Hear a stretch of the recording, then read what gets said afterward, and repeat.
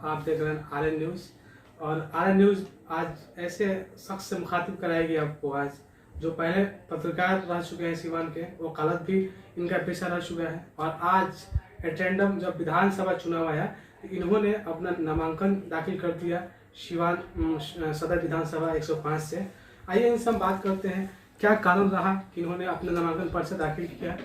Sir, आपका बहुत बहुत स्वागत है आनंद न्यूज़ में। धन्यवाद लारा भाई। और सबसे पहले मैं आपके चैनल के तमाम दर्शकों को नमस्कार करता हूं, उनका अभिवादन करता हूं, इस्तकबाल करता हूं। सर, पहले आप पत्रकार रहे, फिर वकालत किए हैं और अचानक राजनीति के क्षेत्र में आ गए।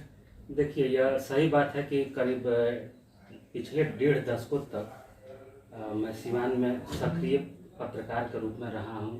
इस बीच मैंने दूसरे प्रांत में भी, झारखंड के दूसरे ज़िले में भी जाकर पत्रकारिता की है। और 3 साल पहले मीडिया हाउस से हटकर मैंने रिजाइन कर दिया और उसके बाद वकालत भी कर रहा हूँ। एक बात मैं बताना चाहूँगा कि पत्रकारिता और वकालत, ये दोनों पेशे जो हैं, ये जन सेवा के ही अंतर्गत आते हैं। और एक पत्रकार जो है, मेरा मानना है, जहाँ तक एक पत्रकार की बात है तो अलिखित रूप से एक जन प्रतिनिधि ही होता है। अभी पत्रकार हैं तो काम जो करते हैं जनता के हित के लिए ही करते हैं। जनता के हितकारी काम तो कोई खबर नहीं चलाते हैं। जो जनता के हित में रहती है, समस्याएं रहती है या दुर्घटना घटना जो भी होती है, उसको आप उठाते हैं, दिखाते हैं जनता के हित में ही। कई जगह मान लीजिए कि कुव्यवस्था है, उसको दिखाते हैं आप, तो आपकी खबर से सरकार की तंद्रा भंग होती है, प्रशासन की तंद्रा भंग होती है, तो फिर वहाँ काम होता है।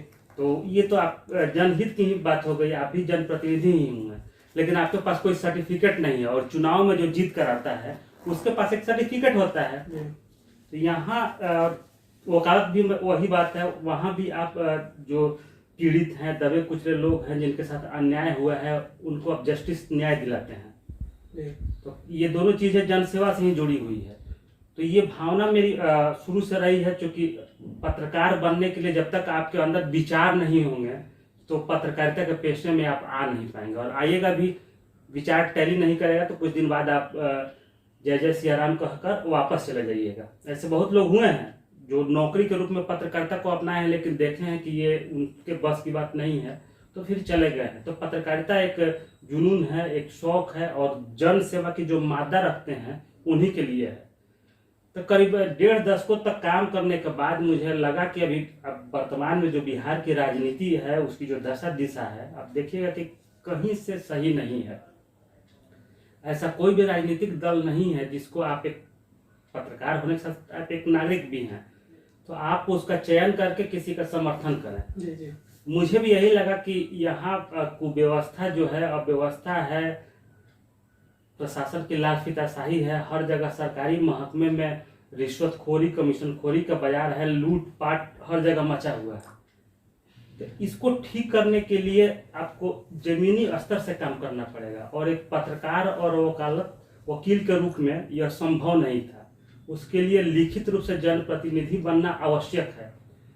तो मेरे मन में विचार आया, और अचानक से मैंने, चूंकि जब चुनाव सर पर था, अचानक से मेरे मन में विचार आया कि कुछ बदलाव की जरूरत है। और हम लोग युवा हैं, हम लोग नहीं, युवा ही देश के भविष्य होते हैं, किसी भी देश के। तो युवा अगर नहीं आगे चलेगा, आगे बढ़ेगा, तो धीरे धीरे जो हमारा देश है वो रसातल की तरफ जा रहा है और एकदम ध्वस्त हो जाएगा। इसको लेकर मुझे लगा कि मुझे भी कुछ करना चाहिए। तो मैंने निर्णय लिया, अपने घर के लोगों को बताया, अपनी पत्नी को बताया कि मैं चुनाव लड़ना चाहता हूँ। तो उन्होंने भी कहा कि ठीक है, आप अगर ऐसी भावना है तो आप लड़िए। अगर जनता वाकई में चाहती होगी कि बदलाव है, होना चाहिए, तो आपको चुनेगी। नहीं तो कम से कम आपके अंदर यह मलाल नहीं रहेगा कि अपने जिले की, अपने विधानसभा क्षेत्र की जनता के लिए आपने कुछ नहीं किया। अब अगर जनता मुझे नहीं चुनती है, नहीं पसंद करती है, वोट नहीं देती है, तो कम से कम यह मेरे अंदर मलाल नहीं रहेगा कि मैंने कुछ नहीं किया। भाई साहब, मैंने अपना पैसा लगाकर नॉमिनेशन कराया, चुनाव लड़ रहा हूँ। अब देखिए यहाँ बात क्या है। चुनाव में लोगों का यह भी आप पूछ सकते हैं कि आप अचानक से खड़े हो गए हैं, पहले से आपको लोग जानता नहीं है। जी, ये बात आ रहा था दिमाग में। और भी लोग, कई पत्रकारों ने भी यह सवाल किया है, कई लोगों ने भी ये कहा है कि चूंकि अब बहुत कम से, एक तो देखिए कि मैं निर्दलीय लड़ रहा हूँ, तो जब तक चुनाव चिन्ह आवंटित नहीं हो जाते हैं तब तक मैं जनता के पास जा नहीं सकता, जाकर क्या बताऊंगा कि किस पर वोट दीजिएगा। तो उसके लिए चुनाव चिन्ह, अब जो राजनीतिक दल है वो उनका पहले से चुनाव चिन्ह आवंटित है, तो वो लोग तो जाकर पहले से भी जनसंपर्क कर रहे हैं, वोट मांग रहे हैं। लेकिन एक सबसे जो महत्वपूर्ण बात है वह मैं मतदाताओं से अपील करूंगा आपके चैनल के माध्यम से कि देखिए, सजग होने की जरूरत है। सजग इस मायने में कि हम अपनी बेटी की या बेटे की किसी की भी शादी ब्याह करते हैं तो पूरी तरह से जांच पड़ताल करते हैं। वह एक आदमी की जिंदगी का सवाल होता है, चाहे बेटा हो या बेटी हो। अगर हम अपनी बेटी की ही शादी करते हैं तो जो लड़का है केवल उसका चेहरा देखकर शादी नहीं करते हैं। शादी करने के लिए हम ये पता करते हैं कि कहाँ नौकरी चाकरी करता है, उसका चरित्र कैसा है, सब कुछ पता करते हैं, उसकी आमदनी कितनी है, उसके बाद शादी करते हैं। तो मेरा यही कहना है कि जब एक आदमी की जिंदगी के लिए हम इतनी जांच पड़ताल करते हैं और एक जनप्रतिनिधि पर पूरे समाज की जिंदगी और समाज का भविष्य टिका रहता है, पूरे परिवार का, अगर आप अपने घर के हैं तो आपके पूरे घर के लोगों का भविष्य टिका हुआ है जी। और आप क्या है कि सुबह चुनाव के समय नेताजी, आप शौच भी नहीं गए होंगे, अभी आंख मिस के उठते होंगे, तब तक नेताजी नॉक कर देंगे आपके दरवाजे पर, जाइएगा तो आपके पैर पकड़ लेंगे, हाथ जोड़कर प्रणाम करेंगे, चिकनी चुपड़ी बातें करेंगे, लोक लुभावन बातें करेंगे, कई वादे करेंगे कि यहाँ सड़क बनवा देंगे, नाली बनवा देंगे, आपके लड़के को रोजगार दिलवा देंगे, ठेकेदारी दिलवा देंगे, ऐसी तरह तरह की बातें करेंगे। और उसके चुनाव जीत जाने के बाद वो नेताजी गायब हो जाते हैं। आप 5 सालों तक ब्लेम करते हैं कि ऐसा आदमी के चुन देनी, नकारा निकल गई। लेकिन दोस्त तो आपका ही है ना, कि वो आपके आकर पैर छू लेता है, हाथ जोड़ता है और लोक लुभावन बातें करता है, तो आप उसकी बातों में आ जाते हैं। जबकि आप शादी करने जाते हैं तो पूरी तरह से जांच पड़ताल करते हैं। तो मेरा यह कहना है मतदाताओं से कि सजग होइए और किसी के प्रचार पर मत जाइए, किसी के पैर छूने पर मत जाइए, हाथ जोड़ने पर मत जाइए, कफन लेकर चलने पर मत जाइए, खोइछा और भीख मांगने पर मत जाइए। आप अपने स्तर से पता कीजिए कि हमारे विधानसभा क्षेत्र में कितने उम्मीदवार हैं, कितने लोग चुनाव लड़ रहे हैं, उसमें से हमारे भविष्य को बनाने के लायक कौन सा व्यक्ति है, उसको अब मैं नहीं कहता कि आप मुझे ही वोट दीजिए। जितने उम्मीदवार हैं करीब 25 लोग हैं, 25 लोगों में से आप चुनिए कि बेहतर कौन है जो हमारे पूरे परिवार को 5 साल तक एक बढ़िया भविष्य दे सकता है, बढ़िया जिंदगी दे सकता है, उसको आप चुनिए ना। तो आपके घर हम आकर, अभी देखिए क्या है, अभी कोरोना काल चल रहा है जी। तो ये कोविड-19 को लेकर तो मेरा मानना है कि चुनाव ही नहीं होना चाहिए था, लेकिन सरकार चाह रही थी चुनाव कराना, राज्य सरकार केंद्र सरकार दोनों लोग चाह रहे थे, कोर्ट ने भी फैसला दे दिया, लेकिन चुनाव आयोग ने भी इसके बावजूद एक गाइडलाइन जारी किया है। गाइडलाइन के तहत यह है कि 5 से ज्यादा लोग वोट मांगने जनसंपर्क अभियान में नहीं जाएंगे, जिसमें प्रत्याशी भी शामिल है। सबको मास्क लगाना अनिवार्य है। अगर वोट मांगने जा रहे हैं तो सोशल डिस्टेंसिंग का पालन करना है। सोशल डिस्टेंसिंग का मतलब हो गया कि 2 गज दूरी बरतते हुए एक दूसरे से बात करना है। अब 2 गज का मतलब होता है 6 फीट से ज्यादा की दूरी, कम से कम मतलब 6 फीट। 2 गज का असली पैमाना है 6 फीट से ज्यादा, 6 पॉइंट कुछ समथिंग है, इतना फीट होता है।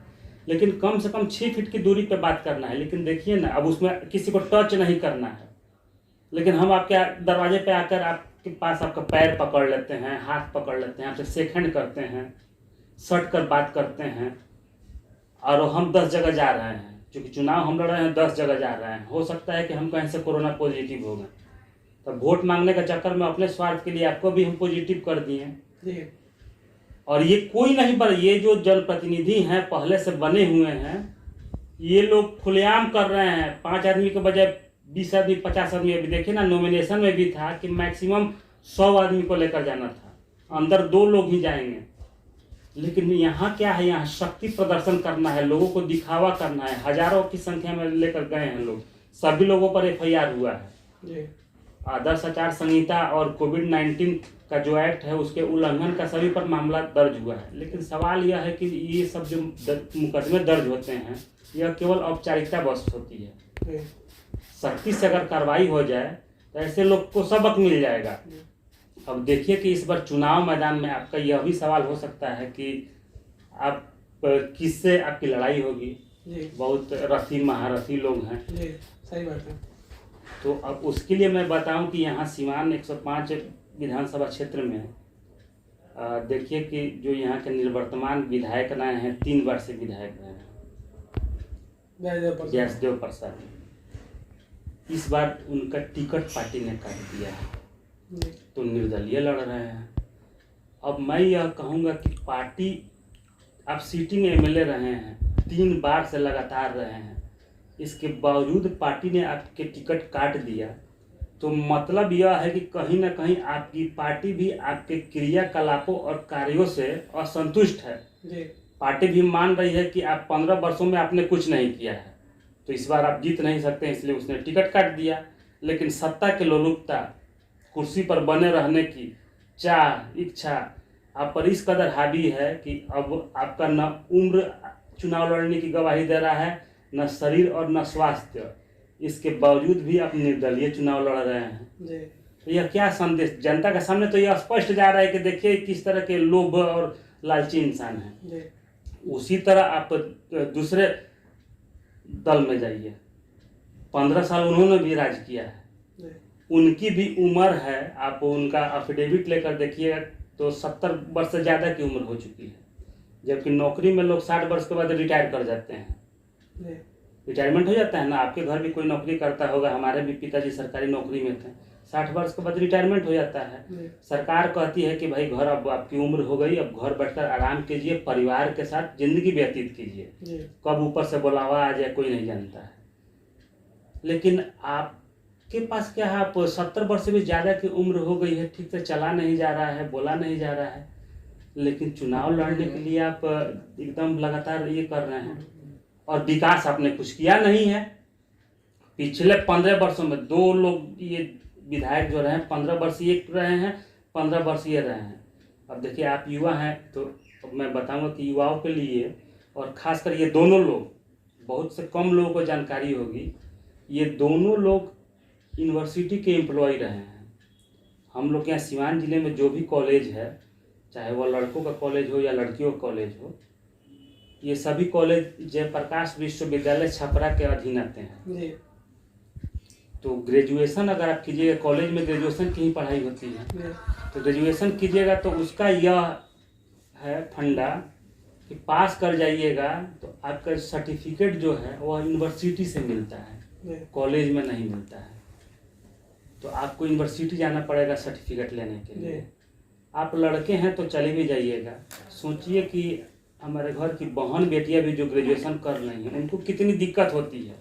माइग्रेशन लेना हो, सर्टिफिकेट लेना हो तो वह छपरा उनको जाना पड़ता है और एक दिन में वो मिलता नहीं है। एक बार जाइएगा तो अप्लाई कीजिएगा, फिर चालान कटवाइएगा, जमा कीजिएगा, फिर डेट देगा बाबू की आइएगा, इस 4 बार 5 बार लग जाता है। ये दोनों साहब लोग जो 15 साल दोनों लोग रहे हैं, ये दोनों लोग उसी यूनिवर्सिटी के एम्प्लॉय रहे हैं। एक सज्जन DAV कॉलेज में नौकरी किए हैं और एक सज्जन विद्या भवन महिला कॉलेज में नौकरी किए हैं। मतलब ये छात्रों और छात्राओं की जो समस्या है, ये जो मैंने चर्चा किया आपको यूनिवर्सिटी से सर्टिफिकेट लेने वाला, इससे ये लोग भली भांति परिचित हैं। इन दोनों की जो राजनीतिक पार्टियां हैं जिससे ये बिलोंग्स करते हैं, उनकी छात्र इकाइयां भी कार्यरत हैं, कॉलेजों में खूब बढ़िया ढंग से कार्य कर रही हैं, राजनीति कर रही हैं। लेकिन उन्होंने भी कभी यह कोशिश नहीं की है कि हमारे कॉलेज में या हमारे जिले में जयप्रकाश विश्वविद्यालय छपरा की एक ब्रांच हो जाती, ताकि लोगों को, हमारे जो छात्र छात्राएं हैं, उनको सर्टिफिकेट लेने के लिए दूसरे जिले का चक्कर नहीं लगाना पड़ता। आप गौर कीजिएगा, आश्चर्यजनक बात है कि हमारे यहाँ नालंदा ओपन यूनिवर्सिटी का शाखा है, इग्नू का शाखा है, लेकिन जिस विश्वविद्यालय का तहत ये हमारे यहाँ कॉलेज चलते हैं उसकी कोई शाखा नहीं है। सही बात। अब उसी तरह देख लीजिए, यहाँ स्वास्थ्य के क्षेत्र में जाइएगा तो निवर्तमान विधायक जी एक बार स्वास्थ्य राज्य मंत्री भी 5 साल के लिए रहे हैं। वर्तमान में जो सूबे के स्वास्थ्य मंत्री हैं वह इसी जिले से रहे हैं। 3 दिसंबर 1972 को सारण से हटकर सीवान जिला बना, मतलब 73 से ये पूरा जिला बन गया है। लेकिन 73 से लेकर आज 2020 तक आपका जो सीवान जिला है स्वास्थ्य के क्षेत्र में यह एक सदर अस्पताल के भरोसे चल रहा है। किसी ने यह कोशिश नहीं की है कि हमारे सीवान जिले को एक जिला अस्पताल मिल जाए, जबकि सारी अहर्ताओं को जनसंख्या के दृष्टिकोण से बाकी जो मरीज की जो संख्या है सबको आप देखिएगा तो पता चलेगा कि कई बरस पहले ही इसको जिला अस्पताल हो जाना चाहिए, लेकिन आज तक जिला अस्पताल नहीं बन पाया। इन लोगों ने कोशिश ही नहीं की, यह केवल वोट लेते हैं विकास के नाम पर। और देखिएगा कि विकास किसका हुआ है तो इन्होंने खुद अपना विकास कर लिया है। और बतौर आप विधायक बनते हैं तो आपकी प्राथमिकता क्या होगी? देखिए, अब मेरे तो अभी तो मैंने 2 ही आपको बात बताया, एक शिक्षा के क्षेत्र में ये यूनिवर्सिटी की शाखा वाला, एक जिला अस्पताल वाला, जबकि करीब 2 दर्जन मेरे अपने मैनिफेस्टो हैं। यही वजह है कि मैं निर्दलीय लड़ रहा हूँ। कई मेरे चुनाव लड़ने की जब मैंने घोषणा की तो कई बड़ी पार्टियां तो नहीं, लेकिन कई राजनीतिक दलें हैं जिन्होंने मुझे नॉक किया और लगातार संपर्क में रहे। उनकी कोशिश रही कि मैं उनके सिंबल से लड़ूँ, लेकिन मैंने कह दिया कि साहब देखिए मेरे अपने मैनिफेस्टो हैं और यह किसी राजनीतिक दल के अंतर्गत लड़ने पर यह पूरा नहीं होगा। मेरा तो यह मानना है कि मैं विधायक होना ही नहीं चाहिए, उसका नाम सेवक होना चाहिए। राजनीति नाम नहीं होना चाहिए, उसका नाम सेवा नीति होना चाहिए। नाम ही गड़बड़ रख दिया गया है। राजनीति जब तो चुनाव जीत के जाते हैं लोग तो राज करने की नीति करने लगते हैं लोग, अपना विकास करते हैं, जनता से विकास का नाम पे वोट मांगते हैं, लेकिन करते हैं अपना विकास। सेवा नीति इसका नाम होना चाहिए, लेकिन अब नाम है राजनीति और विधायक। तो अगर जनता मुझे, आपके सवाल का अब मैं जवाब दे रहा हूँ, जनता मुझे अपना जनप्रतिनिधि चुन लेती है तो पहली बात मैं बताऊं कि एक विधायक के रूप में जो मुझे सैलरी मिलेगी, मैंने यह निश्चय किया है और अपने आपसे पहले जितने भी पत्रकार बंधुओं ने मेरा साक्षात्कार लिया है सबसे मैंने कहा है और आपके चैनल के माध्यम से भी मैं जनता से कह रहा हूँ कि एक विधायक के रूप में सरकार द्वारा जो मानद सैलरी मुझे मिलेगी उसका 50% मैंने निर्णय लिया है कि जनता राहत कोष बनाकर उसमें हर महीने जितने दिन का, जितने साल का, 5 साल मैक्सिमम है मेरा सेवा काल रहा, कार्यकाल रहा, उतने दिन तक हर महीने अपना 50% सैलरी जनता राहत कोष में दान दे दूंगा।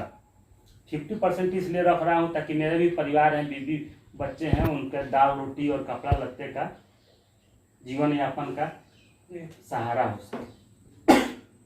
और वो 50% अब देखिए प्रधानमंत्री राहत कोष है, मुख्यमंत्री राहत कोष है, लेकिन इसमें आपको जानते हुए कि इसमें पैसा कहाँ से आता है? जनता से ही लिया जाता है। मुख्यमंत्री नहीं देते हैं, प्रधानमंत्री नहीं देते हैं।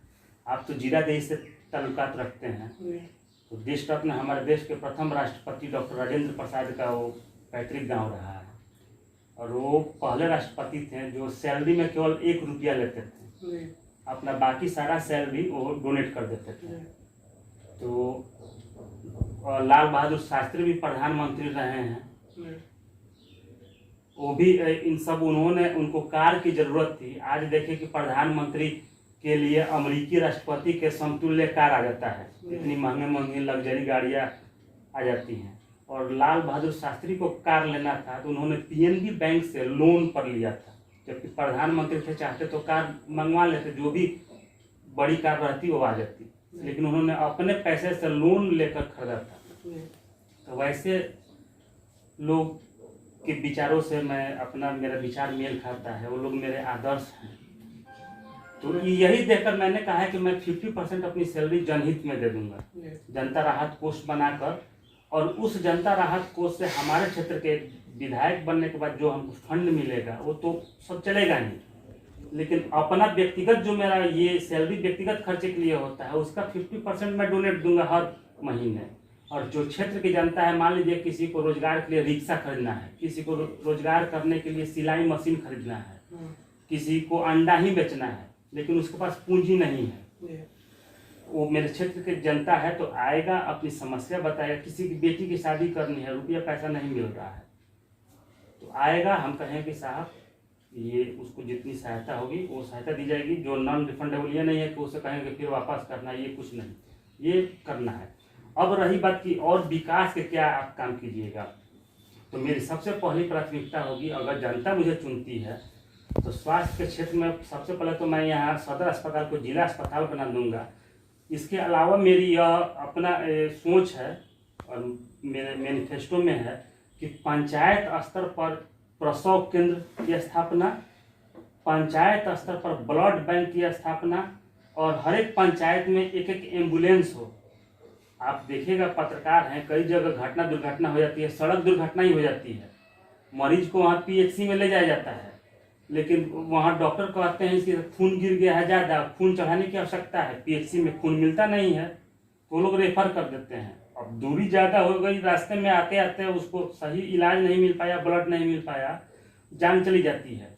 जबकि जानकर आश्चर्य होगा कि पिछले कुछ एक वर्षों से हमारे जिले में ब्लड डोनेशन की कई स्वयंसेवी संस्थाएं हैं, ट्रस्ट हैं, ये कार्यरत कर रही हैं। जो युवा हैं, बहुत लोग हैं, वो स्वेच्छा से अपना ब्लड डोनेट करके सरकार को दे रहे हैं। तो अब ब्लड जो है बैंक में ही रहेगा। आप पंचायत स्तर पर क्यों नहीं ब्लड बैंक की स्थापना करते हैं, ताकि जरूरतमंदों को सही समय पर ब्लड मिल जाए। ये सब स्वास्थ्य के क्षेत्र में हो गया। शिक्षा के क्षेत्र में यह है कि मैं यहाँ सबसे पहले JP यूनिवर्सिटी की एक शाखा लाऊंगा, ताकि हमारे छात्र छात्राएं दूसरे जिले में जाकर परेशान होते हैं, भटकते हैं, वो कुछ उनको नहीं सहना पड़े। गरीब किसान मजदूरों के लिए मेरी योजना है। अब देखिए सरकार सबके लिए योजना किसानों के लिए चलाती है।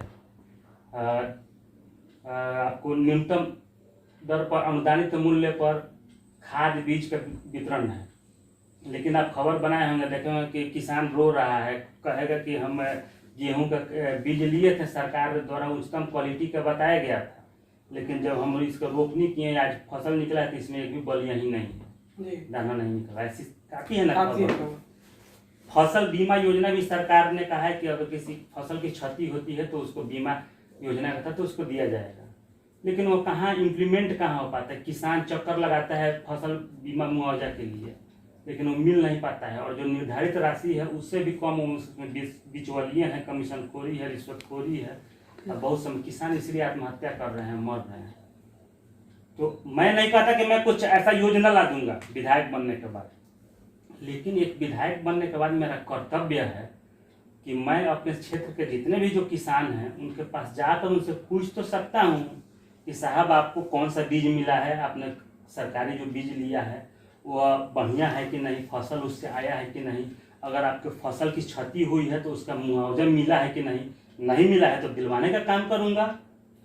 न्यूनतम समर्थन मूल्य जो पैक्सों में उनका अनाज आता है उसके भी जो फिक्स रेट हैं वो भी किसानों को नहीं मिल पाता है, उसमें भी बिचौलिया हावी है। तो ये सब चीज़ें पता करूंगा। और सबसे महत्वपूर्ण बात देखिए कि हमारे जिले में किसान जो हैं केवल ये गेहूं और धान की किसानी खेती नहीं करते हैं, सब्जियों की भी खेती होती है, और सब्जी कच्चा व्यवसाय है, ज़्यादा दिन हो जाएगा खराब हो जाएगा। तो सब्जी के लिए लेकिन पंचायत स्तर पर कहीं भी सरकार द्वारा किसी मंडी की व्यवस्था नहीं की गई है। तो मेरी यह योजना है कि अगर मैं बन जाता हूं तो पंचायत स्तर पर किसानों के सब्जी बिक्री के लिए भी मंडी की व्यवस्था कराऊंगा, ताकि सब्जियां खराब नहीं हो। सब्जी खराब हो जाती है, सड़ जाती है, अब जिसका नतीजा होता है कि वो जो बचा हुआ सब्जी है वो महंगे दाम में किसान बेचते हैं, और जिसका बोझ आम जनता पे पड़ता है। लोग कहते हैं कि सब्जी में आग लग गई बेटा, ऐसे सुनने में आता है कि सब्जी के दाम में आग लग गई बेटा। भाई क्यों आग लग गई? सरकार ने कोई उसको रख रखाव की मंडी की व्यवस्था ही नहीं की है। किसान का सब्जी उग गया, फसल काट के लाया एक दिन में तो पूरा बिकेगा नहीं, उसको रखने के उसके पास कोई व्यवस्था नहीं है, सड़ गया, तब जो बचा हो उसको महंगा दाम में बेचेगा। कल लोग गोभी मिल रहा था 40 रुपये किलो, आज वो 50 रुपये 60 रुपये किलो बेचेगा। इससे आहत आम जनता होते हैं, लेकिन व्यवस्था कर दिया जाए तो सब कुछ ठीक हो जाएगा। हमारे मुख्यमंत्री ने कई योजनाएं 7 निश्चय योजना चलाई हुई हैं, सड़क, बिजली, पानी, नल जल योजना, हर एक घर में नल पहुंचाना, टंकी हर जगह लगा हुआ, लेकिन क्या हालत है आप देखिएगा, पत्रकार हैं, पता चलेगा कि कहीं कोई टंकी गिरा हुआ है। लेकिन हमारे जो विधायक हैं, जनप्रतिनिधि हैं, यह किसी के घर में जाकर उद्घाटन के दिन गए हैं, कि नल जल योजना का उद्घाटन कर देना है। उसके बाद से पता करने नहीं गए हैं क्षेत्र में कि हमारे यहाँ जिसके यहाँ टोटी लगा भी है उस टोटी से पानी नल जल का आता है कि नहीं, शुद्ध पेयजल मिलता है कि नहीं। तो अगर जनता मुझे चुनती है तो ये काम तो मैं कर सकता हूँ ना। अब देखिए, हाँ, इंदिरा आवास है, गरीबों के लिए इंदिरा आवास है, शौचालय है, ये सब बनाना है। लेकिन आप पता कि ये जमीनी स्तर पर मिल कहाँ पाता है। लाभुक जो है वास्तव में जिनको मिलना चाहिए वो ब्लॉक प्रखंड कार्यालय का चक्कर लगाते हैं। जो लोग बीपीएल सूची में नहीं हैं वो लोग बिचौलिए से मिलकर पता चलेगा कि उनको राशि मिल गई इंदिरा आवास की। अगर किसी वाजिब को मिलता भी है तो उसमें कमीशन खोरी है, रिश्वत खोरी है, ये सब चीज़ें हैं। जबकि एक विधायक के रूप में इन सारे चीज़ों पर लगाम लगाकर वास्तविक लोगों को मैं दिला सकता हूँ। यह सब मेरी योजना है। अब देखें कि पथ परिवहन निगम भी सरकार की योजना है जिसके तहत बस चलती है। लेकिन यहाँ से पटना जाने के लिए एक कहीं बसें होंगी, सरकारी बस होगी, और वो किसी को जानकारी नहीं है। जबकि नियम यह है कि अपने इलाके में भी बस चलाना है, कहीं कोई बस नहीं चलता है। मेरी यह योजना है कि अगर जनता मुझे चुनती है तो मैं यहाँ पे पथ परिवहन निगम द्वारा बसों का परिचालन शुरू कराऊंगा जो गांव देहातों में भी जाएगी।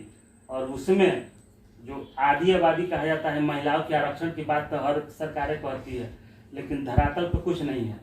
मेरी यह योजना है कि उन बसों में महिला, छात्र, छात्राएं, दिव्यांग, वृद्धजन जो सीनियर सिटीजन हो गए, सैनिक, भूतपूर्व सैनिक, इन लोगों को फ्री में यात्रा कराने की। सर, मेरा आखिरी क्वेश्चन है कि आप अपने क्षेत्रवासी की जनता से क्या अपील करेंगे? देखिए, मैं अपील यही करूंगा कि कोरोना काल चल रहा है और ये जो नेता लोग हैं अपने स्वार्थ सिद्धि के लिए आकर आपसे चिकनी चुपड़ी बातें कर रहे हैं, आपके शरीर में टच कर रहे हैं, आपको पैर पकड़ रहे हैं, हाथ जोड़ रहे हैं। थोड़ा इससे सावधान रहिए, सोच समझकर मतदान कीजिए। मैंने पहले भी कहा कि शादी ब्याह करते हैं तो पूरी तरह से जांच पड़ताल करके, आप जांच पड़ताल करके वोट दीजिए, अपना सही जनप्रतिनिधि चुनिए। यह मैं नहीं कहता हूं कि आप मुझे ही चुनिए, किसी को भी चुनिए, सोच समझ कर चुनिए।